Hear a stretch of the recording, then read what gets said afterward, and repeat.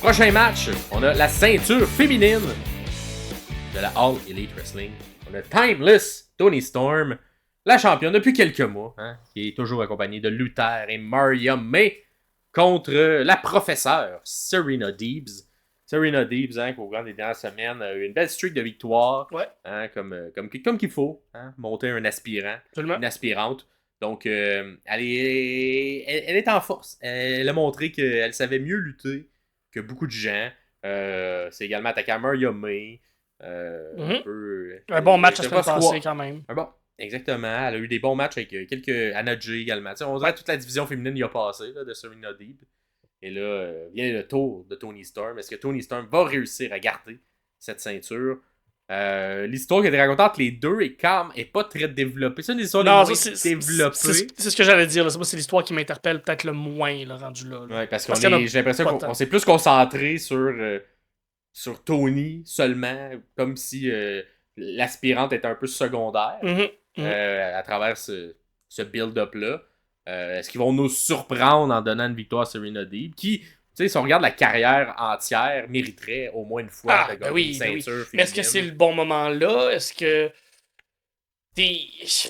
on l'a bâti tellement fort, en même temps, j'ai l'impression que le personnage de Toni Storm présentement pourrait se permettre de perdre la ceinture. Le personnage reste relevant, reste intéressant, reste pertinent en français, et pourrait le perdre. Ça rajouterait peut-être justement une couche de diva, puis une couche de tantrum d'enfant de 4 ans dans son personnage, de perdre la ceinture, puis peut-être que ça ferait évoluer le personnage vers autre chose, sans savoir, parce que j'ai l'impression que depuis 2-3 semaines, on stagne un peu plus avec le personnage de Timeless, même si elle est excellente. J'ai l'impression qu'on sait plus trop vers où on va.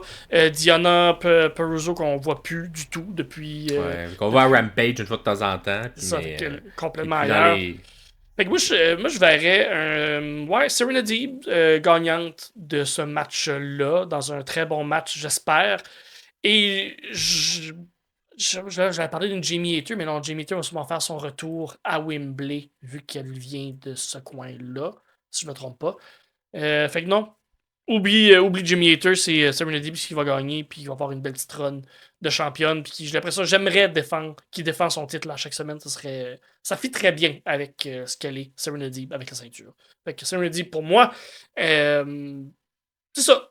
Il n'y a pas plus de raison que ça, parce que l'histoire n'est pas plus développée que ça. Serena Deeb, voilà. Ouais, moi je vais aller avec Toni.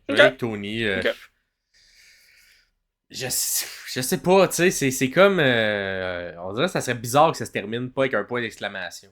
Le règne de Toni. Contre une Britt Baker, contre du Jamie Hayter, contre quelqu'un ou qu'une Maria May, peut-être. Tu sais, qu'il y a comme une fin claire, qu'on la sent venir, cette fin-là. Là, ça serait une fin très surprenante, Serena Deeb, d'un règne. Et peut-être que ça serait juste un truc de transition, puis qu'elle prendrait la ceinture. Mais j'ai l'impression qu'à ce stade-ci, on a beaucoup moussé Toni depuis 6 mois. Mais Toni va rester bonne même sans la ceinture, parce que son personnage est vraiment gros. Elle n'a pas besoin. Elle n'a plus besoin, je te dirais. Non, mais j'ai l'impression... Ça donnerait de la crédibilité, mais c'est ça. Même que j'ai l'impression qu'on perd la ceinture derrière le personnage. Souvent, je fais comme, ah oui, c'est vrai, c'est elle qui est la championne, parce qu'elle est plus grosse que le titre. Le personnage est plus gros que le titre. Mais pour construire la division, ça serait une bonne chose de donner à Serena Deeb. Cependant, si tu penses en mode code d'écoute, c'est plus payant garder la ceinture sur Toni Storm ou de la donner à quelqu'un qui est peut-être un peu moins connu des gens. Mais disons que tu donnes une ceinture... commence à percer un peu. Ben, ça dépend aussi. Tu donnes une ceinture à Will Ospreay, tu donnes une ceinture à Mercedes Moné, Chris Jericho garde la sienne, ou peu importe selon son calique. Mais comme, il y a tout un moyen de jouer pareil avec les niveaux, avec les ceintures qui sont données. Puis, ben, Serena dit, je comprends ce que tu dis. Ouais. Mais bon, dites-nous, vous, dans les commentaires, qui vous pensez. Ou dans le formulaire. Ou dans le formulaire de questionnaire, directement, pour avoir des points, savoir qui gagne. Mais encore une fois, un match... est-ce que tu penses que Maria May va avoir un impact sur le match? Ben, Asti, depuis qu'elle se bat, ils n'ont jamais d'impact, eux autres. Ils n'ont jamais rien fait tant que ça pour... Toni a tout le temps gagné quand même relativement clean ses matchs.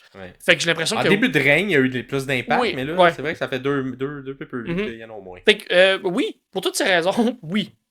Elle va avoir un impact? Complètement l'inverse. Parfait. C'est là qu'il y a un impact. C'est là qu'on sent un avancement dans l'histoire Murakami. Parfait.